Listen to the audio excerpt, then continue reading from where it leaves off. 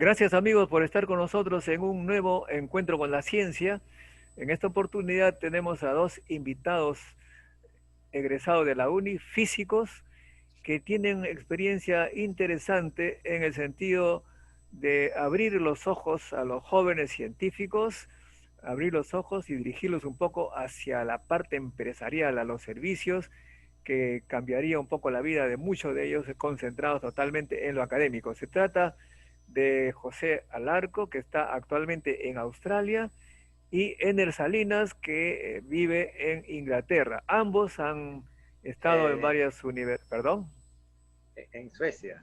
perdón, en Suecia, pero digo Inglaterra porque el par en realidad por todos lados. Decía que ambos han estado en varios países del mundo y claro, tienen experiencia en el tema que vamos a discutir. Gracias amigos por aceptar esta entrevista. José, cuéntanos, tú eres físico que egresaste ¿qué año de la uni?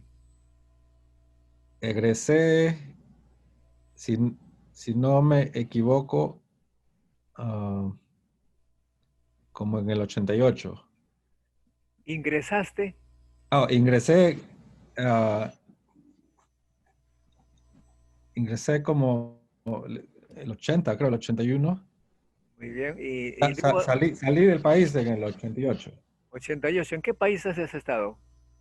Hice mi doctorado en Suecia, en Gotemburgo, y es algo que tengo en común con Ener, de cierta... En algún momento hemos pasado tiempo juntos Claro, en ahí Estocolmo, nos ahí nos conocimos conocimos. bastante. Y ahora estás en Australia, ¿no? Y Ender, ¿qué año Sí, ingresaste a la uni? el 74, terminé por ahí por los 80 y luego, bueno, viajé primero a Chile, estuve haciendo posgrado, luego fui a Suecia y de ahí estuve en varios otros países, ¿no? Y después en Inglaterra y ahora estoy de nuevo en Suecia. Eh, Otra pregunta que solemos hacer es, ¿cómo es que se les ocurrió a ustedes, jovencitos secundariosos, ingresar, postular a la uni? José. A mí siempre me gustó mucho la electrónica desde los primeros años de secundaria. Y cuando llevé física, me dio la impresión de que me daría una formación más completa, si es que me dedico a la física, para poder resolver problemas. Y creo que así ha sido realmente. Y Ener, No, a mí no sabía que se llamaba física, pero siempre me gustaba jugar con cosas que eran interesantes desde niño, ¿no? Imanes, baterías, hacer, por ejemplo, de esto, hidrólisis, sacar el oxígeno y el hidrógeno en tubitos separados. Esas cosas las hacía porque miraba los libros y era tan interesante, pero no sabía que había una carrera de física. Y luego ya en la secundaria me enteré que había un curso de física y luego que había una carrera de física. Entonces, cuando José, fui a la uni, yo recuerdo que eh, había para escoger tres: primera opción, segunda opción y tercera opción. Entonces, si uno no alcanzaba la primera por puntaje, iba a la segunda. Y, por ejemplo, en general, en ese tiempo la ingeniería de computación, ingeniería de sistemas eran de top o ingeniería electrónica, ¿no? Y ya, física creo que no se agregaría el máximo puntaje, ¿no? Pero yo puse primera opción física, segunda opción física y tercera opción física, por si acaso. José, dime, ¿tus padres a qué se dedicaban? Mi papá, ya fallecido, era dentista. Ah, y Y mi mamá ama de casa. Sí, mi papá y mi mamá profesores, eran profesores y eran educadores. Entonces, yo recuerdo que mi mamá me llevaba a su colegio cuando era pequeño, entonces a veces de curioso escuchaba cosas que eran interesantes, sobre todo si tenían que ver algo con botánica o con cosas, algo que tenga que ver con la naturaleza. Entonces, por ahí también ¿Dónde estaba ese colegio? mis padres cuando eran jóvenes, cuando yo tenía 4 años, 5 años, me llevaban a sus colegios y ellos hacían, en ese tiempo, los profesores, los docentes ganaban puntos si es que iban a enseñar a lugares remotos, porque entonces hacían puntaje y luego podían conseguir trabajos estables en Lima. O sea, era mejor que alguien que hubiera estado solamente los primeros años después de la carrera de enseñanza solo en Lima, ¿no? Entonces ellos estuvimos en Cusco, en Puno. Para mí creo que cada 2 meses era un lugar diferente, ¿no? Y así en las alturas. En cambio, José estaba más estable, supongo, ¿no?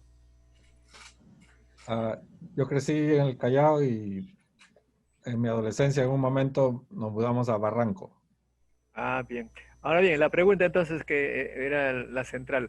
Ustedes son físicos, bastante académicos al principio y finalmente cada uno de ustedes, de cierta manera, dejó esta cosa de la investigación básica para dedicarse a algo más relacionado con las empresas. ¿Cuál es la experiencia que puedes contar, José, que pueda servir de información para los jóvenes científicos peruanos? Un poco, las circunstancias a veces te obligan a tomar decisiones y pienso que la carrera de físico, en primer lugar, te prepara con cierta cantidad de flexibilidad. Yo veo la carrera como la habilidad de resolver problemas. Entonces, esa habilidad hay que encontrar qué actividades económicas, qué áreas tienen necesidad de esos conocimientos para incrementar sus ingresos o para resolver un problema. Entonces, inicialmente yo trabajé cuando vine de Suecia a Australia en la Universidad de Queensland por algunos años, en unas áreas con muchos proyectos aplicados. Algunos proyectos incluyeron construir equipos para Japón, tratamiento de aguas, una serie de proyectos bien aplicados y muchos de ellos a una escala más grande que el laboratorio, haciendo prototipos. Entonces eso me dio muy buena base de preparación. Y en un momento dado, la sección donde yo trabajaba se iba a vender completa, pero yo no tenía la opción de quedarme en la universidad, tenía que ir con esa venta. Entonces, a mí eso no me agradó mucho y el área iba a ser en ciertas especialidad que yo tenía otras áreas de interés. Entonces, en esa oportunidad decidí salir de la universidad y crear una propia empresa con un socio. Entonces, esa experiencia de resolver problemas en ciertas áreas, teníamos bastante experiencia, nos sirvió para tratar de buscar inversionistas. Tuvimos suerte consiguiendo inversionistas, fue una área de aprendizaje y también pudimos hacer proyectos con muchas de las empresas internacionales muy grandes. Y Y tuviste, tengo entendido, lograste tener una empresa con tus socios de valorizadas de varios millones de dólares. en un momento dado, sí, pudo hacer negocios con industria minera que ofrecieron comprar la mayor parte, pero los inversionistas, uno de ellos particularmente,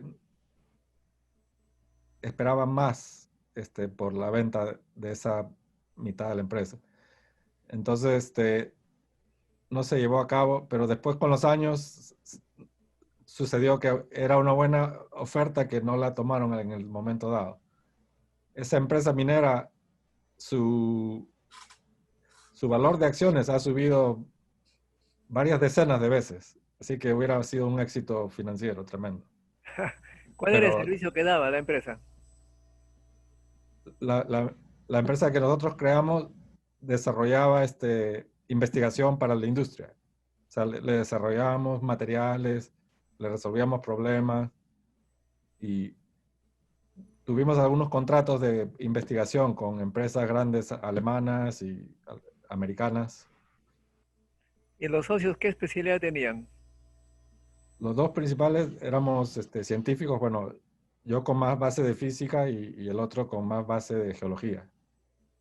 Pero también tenía experiencia de negocio, mi otro socio, un poco más que yo, mucho más que yo. Muy bien. Y nuestro amigo Ener, que también estuvo en la universidad allá en Suecia, ¿en qué momento comenzó a interesarle aplicaciones en la industria? No, Ener. tengo que complementar la información anterior. Yo cuando estudié física, en paralelo, también ingresé a San Marcos a ingeniería electrónica.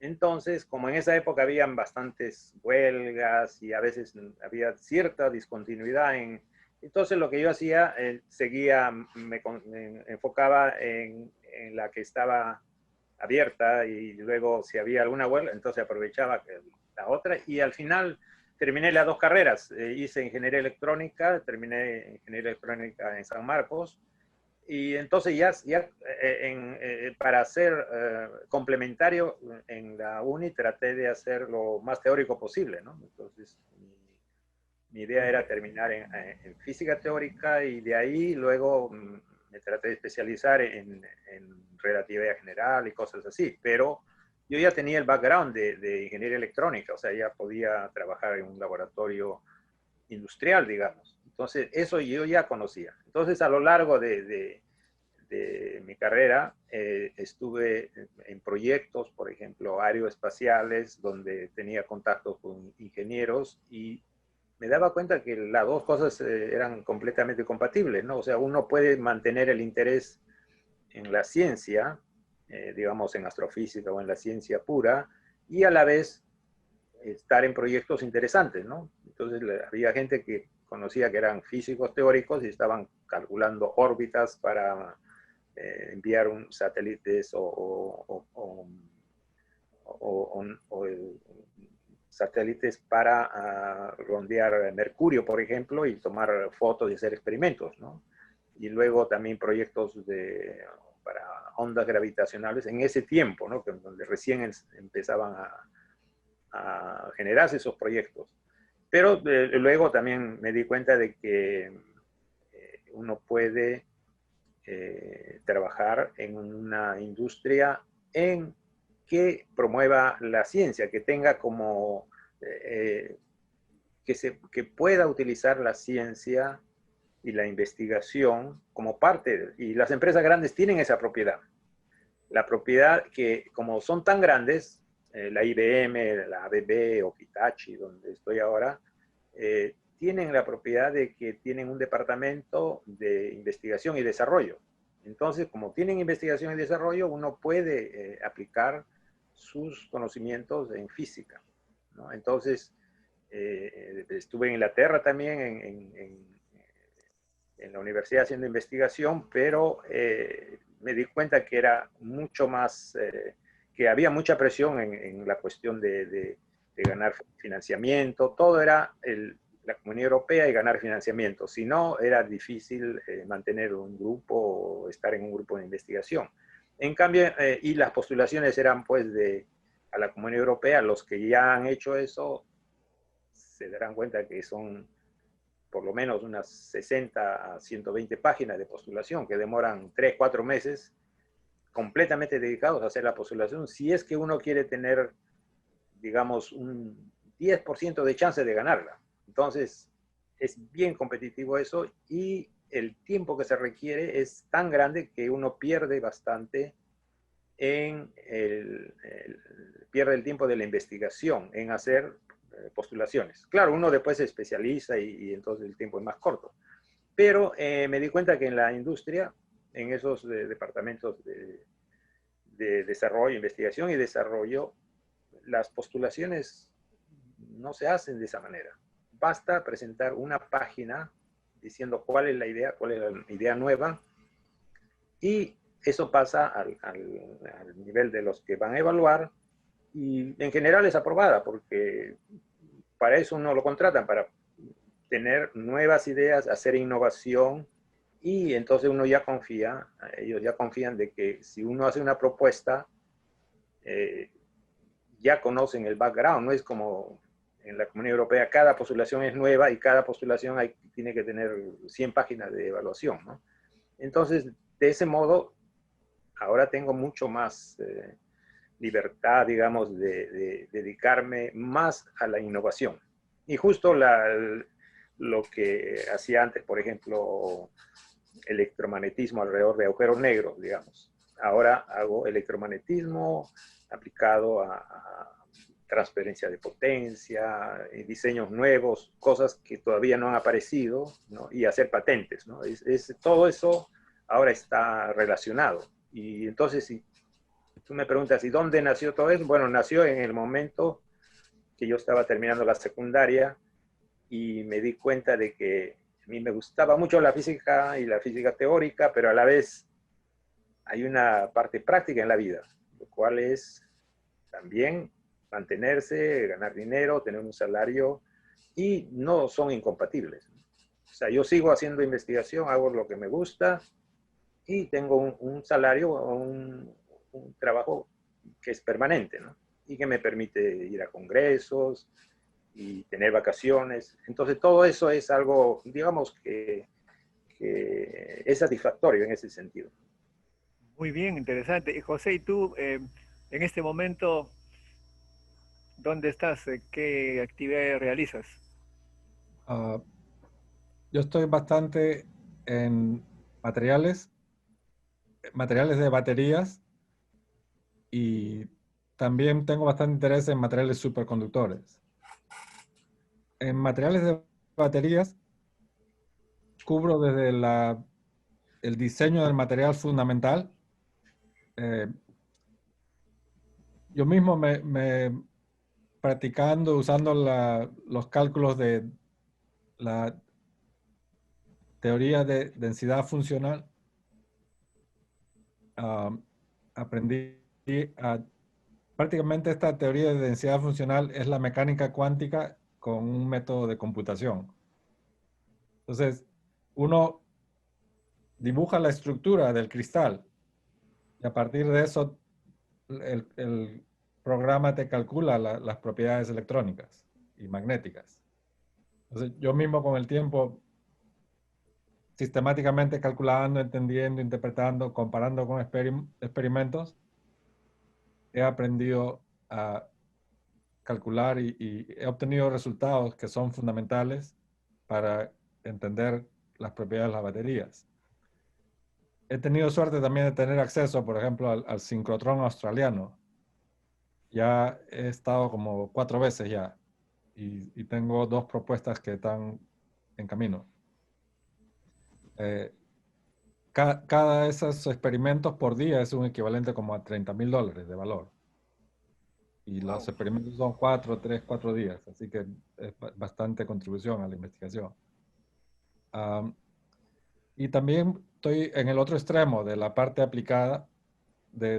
Estamos diseñando ahora paquetes de baterías de 5 kilovatios para ponerlas en, por ejemplo, plantas pilotos de generación de hidrógeno con electrólisis.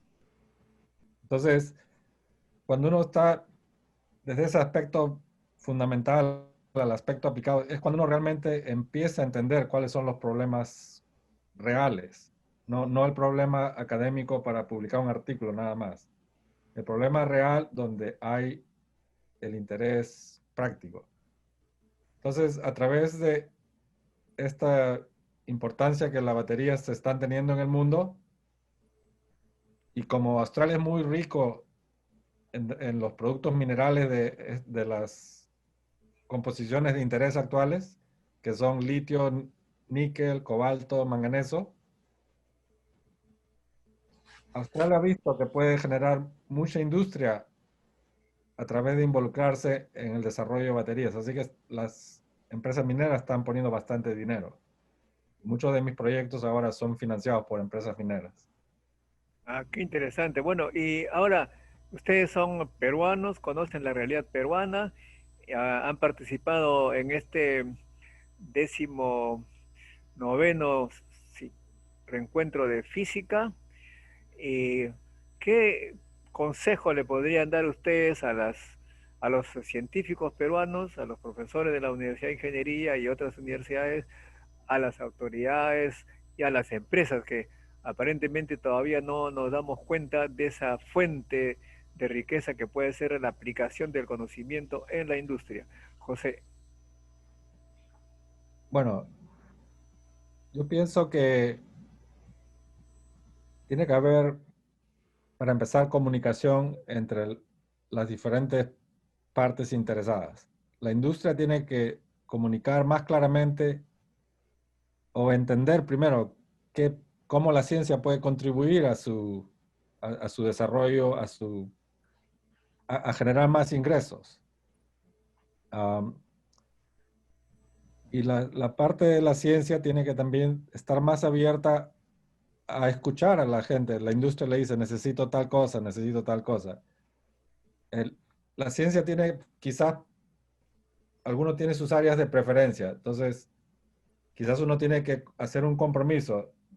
Me dedico 40% a mi área de preferencia, pero me dedico 60% a lo que me genera estabilidad, me genera ingreso. Entonces uno tiene que encontrar un balance ahí. Nadie, o va a ser muy difícil en Perú decir que yo quiero hacer esta área y si no hay recursos, no voy a hacer otra alternativa. Entonces eso no es viable.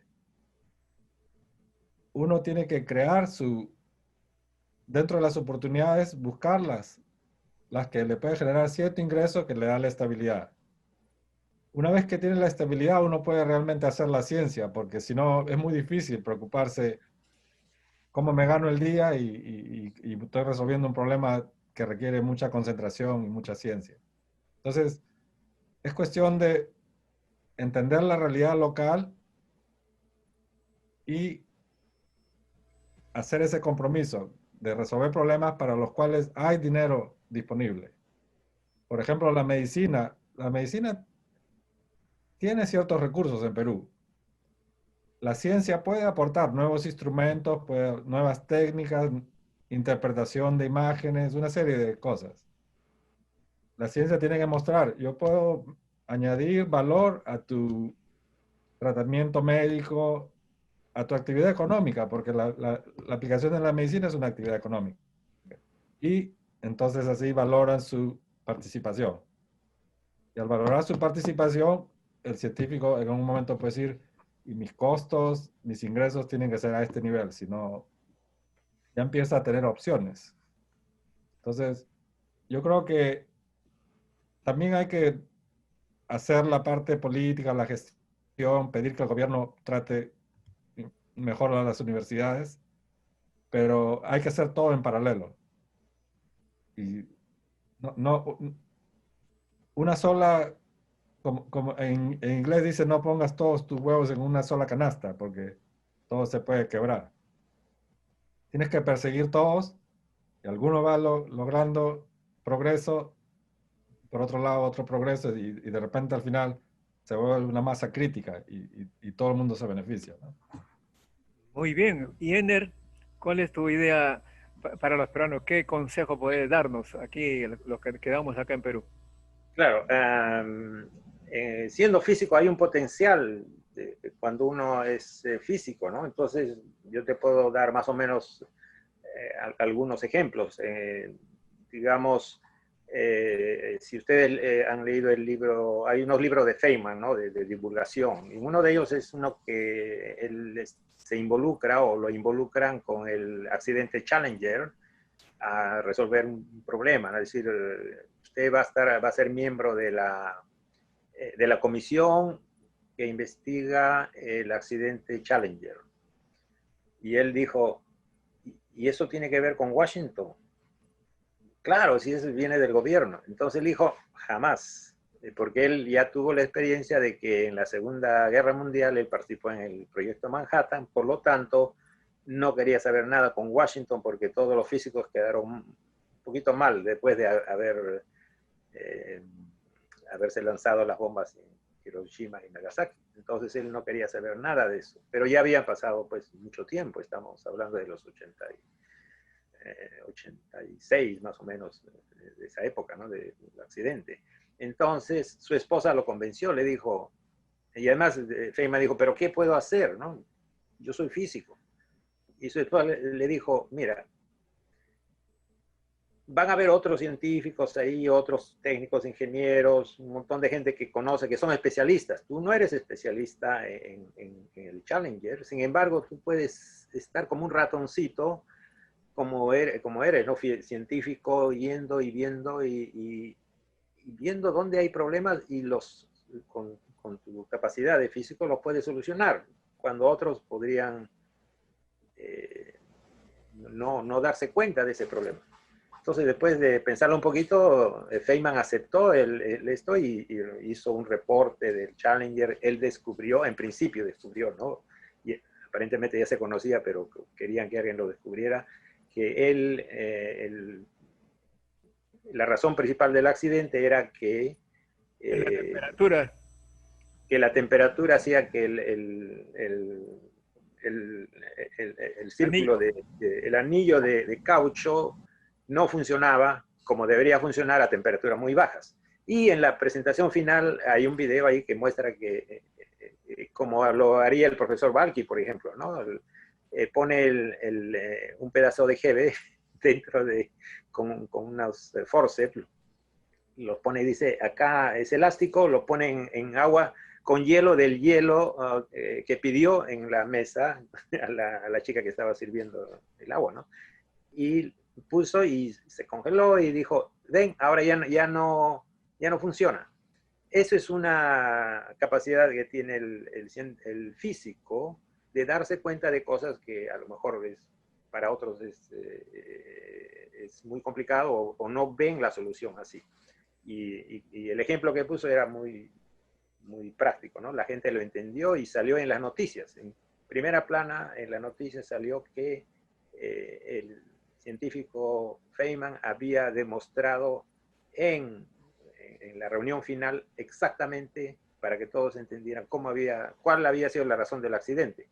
Bueno, basándose en eso, ese justo, por ejemplo, lo que yo hago y lo que cualquier físico que adquiere más conocimientos tiene que tener un poquito la mente abierta como para hacer lo que le gusta, pero no descartar, exactamente lo que dice José Antonio, no descartar otras posibilidades, ¿no? Entonces, por ejemplo, Harold, cuando hablamos con el colega Harold Blas, que es súper físico matemático, mencionó esto de los solitones. Y claro, uno puede hacer eso y puede hacer lo que le gusta, pero uno puede a lo mejor, si alguien menciona, pero tiene alguna aplicación, uno puede cerrarse y dice, no, yo hago solamente la matemática. Pero la matemática resuelve problemas de solitones en tsunamis. Y tsunamis son de suma importancia en Japón, y en Japón alguien que resuelva un problema de tsunamis o que haga simulaciones de tsunamis o ecuaciones diferenciales para mejorar la predicción de tsunamis es importante y es bien pagado. Entonces, a eso me refiero. En las compañías donde yo he estado, por ejemplo, me llaman a veces y me dicen, oye, ¿puedes ir a la reunión que hay de física de materiales? Porque a veces es incluso mucho más aplicado en materiales aisladores. Entonces yo digo, pero eso no es mi área. Ah, no, pero es que como ya sabemos que tú cuando estás ahí haces preguntas, encuentras problemas y los resuelves. Entonces ahí recién me di cuenta ahí recién de lo que estaba pasando, ¿no? Me llamaban, esa fue la única vez creo que me dijeron por qué me llamaban, porque antes siempre me llamaban y yo, bueno, dije, ya, pues me invitan, tengo que ir. Pero después se dieron cuenta de que como soy físico, hay otros físicos que también los llaman, no soy el único, ¿no? Pero nos llaman porque mientras que los especialistas de ingeniería de materiales y específicamente que toda su vida han hecho algo, puede ser que estén haciendo algo que produzca un problema y nosotros nos demos cuenta del problema. Ellos no saben que es un problema, pero para mí, por ejemplo, que yo no conozco esa área, digo, pero ¿por qué se emplea esa geometría? Por ejemplo, de curioso, ¿no? Así como hacía Feynman, que iba, lo invitaban y él de curioso preguntaba y resulta que todos se asombraban. Pero qué genialidad. Y él decía, no, yo lo decía solamente de curioso, no, yo no tengo nada con eso. Entonces, Bueno, es la propiedad de un físico que puede entrar a un área nueva, conociendo las leyes de la naturaleza, ecuaciones de Maxwell, relatividad general, física no lineal, entrar y darse cuenta de problemas, y no solo darse cuenta, sino saber que tienen solución o cómo se puede, digamos, manejar ese tipo de problemas. O sea, en eso yo no tengo ninguna diferencia en, digamos, en que un físico peruano también tenga esa, o sea, es lo mismo, ¿no? Tenemos toda la educación que nos da la UNI, una universidad peruana, pero lo que falta parece que es la conexión, que hay que encontrar esas oportunidades, ¿no? Hay que darse cuenta que un físico puede actuar y ser muy útil. Ahora vamos a la parte de la industria. En Perú no hay esa conexión con la industria, y a eso creo que venía la reunión, ¿no?, que estás convocando, que en Perú ese lazo no se ha encontrado, pero es posible encontrar, sí es posible. Es posible que, digamos, empezando con las universidades, que se hagan seminarios, que se inviten a la gente de la industria. Y estoy seguro que José Antonio va a estar de acuerdo conmigo. Las primeras reuniones van a ser una catástrofe. Van a venir, se van a aburrir de lo que la gente dice y se van a ir. Pero hay que insistir, hay que seguir invitando, y por ahí alguien se da cuenta. Oiga, pero justo eso es lo que resuelve nuestro problema. ¿Cuánto ganaríamos nosotros? Bueno, si usted aplica el material que nosotros le vamos a diseñar en el laboratorio, va a mejorar ese producto que usted tiene, y calculamos, para eso hay que estar preparados, y calculamos que va a ganar más o menos 5 veces más de lo que está ganando ahora. En ese momento se inicia toda la metamorfosis de que la industria comienza a darse cuenta de que la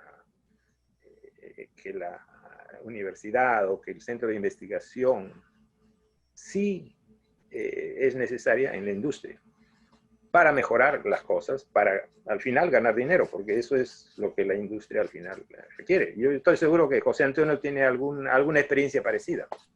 Y justamente, José, primero lo que decía Ender, que los físicos de la UNI son tan bien preparados que los físicos de países desarrollados. ¿Tú has notado diferencias? Tú que has interactuado con físicos de varias nacionalidades, ¿cuál es la preparación de la UNI? ¿Es de alto nivel? ¿Es razonable? ¿Cómo ves eso? Uh, personalmente, cuando yo me preparé en la uni,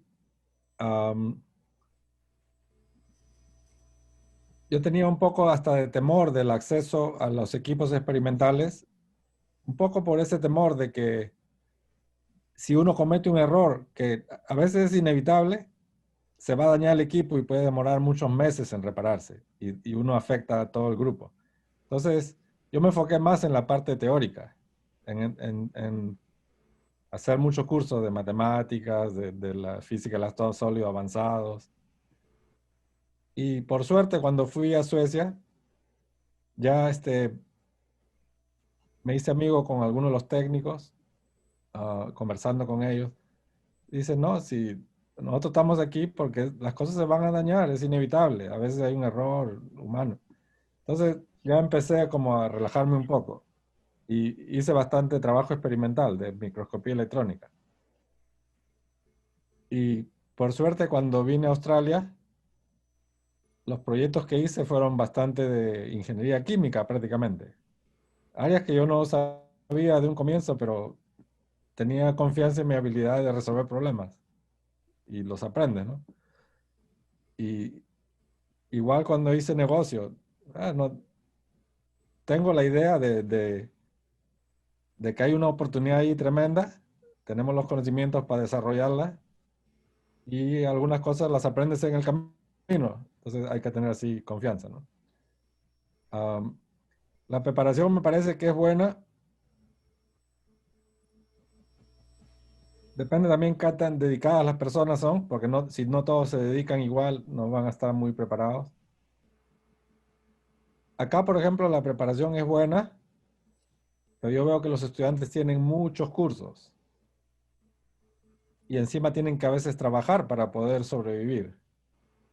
Entonces los veo que están saltando de un tema a otro y apurados y están retrasados en una cosa, en la otra. Entonces, considerando todas esas circunstancias, no todos tienen la oportunidad de prepararse bien porque están así con diferentes presiones. Entonces, de una manera u otra, hay cosas similares, hay diferencias también. Pero yo pienso si al estudiante dedicado peruano se le presenta la oportunidad de tener acceso a una educación afuera, por ejemplo, la mayoría de veces va a rendir muy bien.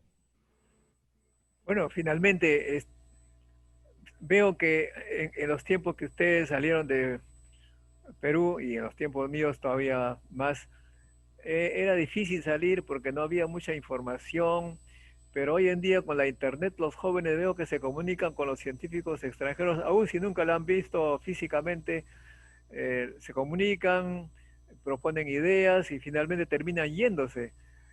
Ustedes han notado eso, por supuesto. ¿Qué consejo le darían a los muchachos para comunicarse mejor con el exterior y tener contactos y hacer colaboración internacional y eventualmente irse a trabajar, digamos, en estos lugares por un tiempo, por lo menos? Claro, ahora justo precisamente por esta pandemia se han descubierto muchas cosas, ¿no? Como habíamos conversado antes, ¿no? Una de las cosas que se ha descubierto precisamente por la pandemia, pero que ya estaban en evolución, ¿no? La cuestión de, por ejemplo, hacer investigación a distancia, antes, hace 20 años, 30 años, era imposible, ¿no? Hace 10 años era muy difícil porque uno tenía que ir y visitar físicamente el local donde se producían los datos. En cambio ahora es mucho más fácil tener, a lo mejor ir a visitar un mes el laboratorio donde se producen esos datos, luego desde una computadora, digamos en la uni, esos datos se pueden procesar, se pueden hacer modelos, se pueden hacer papers, y eso es una contribución científica y las publicaciones son en general cooperativas, ¿no? Entonces, eso, si un estudiante está pensando en que es muy difícil salir, eso es, ahora va a ser cada vez más posible. Cada vez va a ser, justo después de la pandemia, va a ser, está demostrado de que gente puede trabajar en forma muy eficaz desde su casa, siendo su casa no en la misma ciudad, sino incluso en otra ciudad, o incluso en otro país, o en otro continente. Todo eso ahora va a ser posible. Entonces, la cuestión no es tanto de buscar salir y vivir en otro país, porque eso sí es un poco más difícil, porque va a tener que pasar por lo menos un año entre la búsqueda hasta que uno llegue a ese país becado y todo eso. Es posible, pero es mucho más inmediato hacer contactos por la red, contactarse con un grupo sabiendo que uno quiere tener una especialización. Por ejemplo, si alguien está haciendo una maestría o está terminando la carrera y ya tiene una orientación, ¿no? Si está haciendo nanotecnología o si está haciendo algo de, no sé, cosmología o astrofísica, algo, entonces contactarse, por ejemplo, a un observatorio en algún país o a un centro donde haya un laboratorio grande de nanotecnología y ya comenzar a hacer colaboraciones, ¿no? Porque los datos están ahí, ahora el ancho de banda permite que se puedan transferir datos y hacer primero el nivel, llegar a un nivel de publicación, hacer publicaciones, lo cual es posible. Y una vez que uno tiene publicaciones, ya es mucho más fácil salir, porque incluso en Europa se terminan las maestrías o incluso doctorados y recién se comienza a publicar en algunos países, no en todos los países. La mayoría de los países piden publicaciones en la maestría o el doctorado. Pero si un peruano hace, con estas colaboraciones que son posibles, hacen una publicación cooperativa, cuando uno postule a una de las becas de doctorado, seguro que la va a obtener, porque uno va a entrar con 1 o 2 publicaciones a una maestría va a estar primero en la lista. Primero entre incluso los locales digamos, de Suiza o Francia. Entonces, ahí está la cuestión, que uno tiene que aprovechar las oportunidades que no habían cuando nosotros estudiábamos, ¿no? No habían eso. O sea, yo tenía que ir a la biblioteca a pedir un libro y ese libro se pedía todavía escribiendo, o sea, el autor y todo, y pedirlo, y si eran libros un poco antiguos o clásicos, no dejaban sacarlos de la biblioteca, entonces yo tenía que leerlo ahí y tomar notas y todo, en un libro, solamente un libro. Ahora con un clic y en 30 segundos uno puede tener acceso no solo al libro, sino a reportes, puede tener acceso a videos, clases, exactamente en el tópico que uno está buscando del MIT, por profesores del MIT, que a veces son profesores peruanos en el MIT, como Barton Suiva, por ejemplo. Si Muy uno está bien. buscando mecánica cuántica, ahí está el profesor. ¿Qué dice José? A ver, cuéntame para aconsejar a los jóvenes en este campo. Ah, depende a veces también de la personalidad de cada individuo, porque, por ejemplo, he trabajado con químicos que literalmente dijo, por ejemplo, en un momento, uno de ellos, ustedes trabajan en diferentes proyectos cada semana, y como que el químico no le gustaba eso. Decía, no, demasiado cambia la cosa. Total que dejó el grupo de investigación, que tenía muchos proyectos variados, para trabajar en la empresa de análisis químicos del gobierno. Él- Su motivación era hacer el mismo tipo de análisis rutinario todos los días. Y yo diría que mi consejo no va para ese tipo de científico. Mi consejo va más para el más científico emprendedor, que se, que se entusiasma con la idea de que, un problema nuevo, voy a aprender algo nuevo, voy a resolver algo nuevo, de repente necesito nuevas técnicas que aprender para resolverlo. Eh, Depende de esto también mi consejo, ¿no? Hablaba con un colega que un poco más anterior a mí, y me decía, bueno, en los 70, por ejemplo, había entre decenas o cientos de miles de científicos, pero ahora actualmente es más bien entre los millones y decenas de millones de científicos. Entonces ahora las competencias es difícil, vemos los efectos en publicaciones, también los vemos ahora. Las publicaciones ahora se vuelven mucho de moda, se vuelven más selectivos en los temas que se publican. Um, Mi consejo principal es tratar de estar con una preparación que te vuelve flexible, que te permite adaptarte al problema que tienes al frente y a la oportunidad que tienes al frente. Si uno tiene una oportunidad, no hay que dejarla mucho tiempo. Eh, si uno se demora mucho, la oportunidad pasa y ya se fue. Y si ya pasó, bueno, la siguiente vez uno aprende, ya no puedo demorarme tanto en tomar la oportunidad. Um,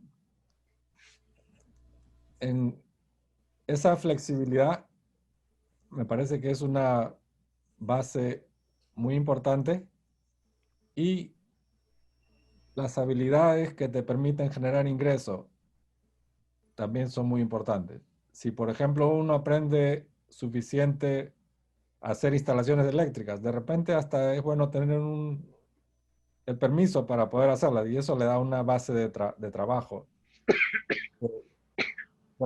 Conozco gente, por ejemplo, que son electricistas que han hecho mucho dinero, pero tienen pasión por la ciencia.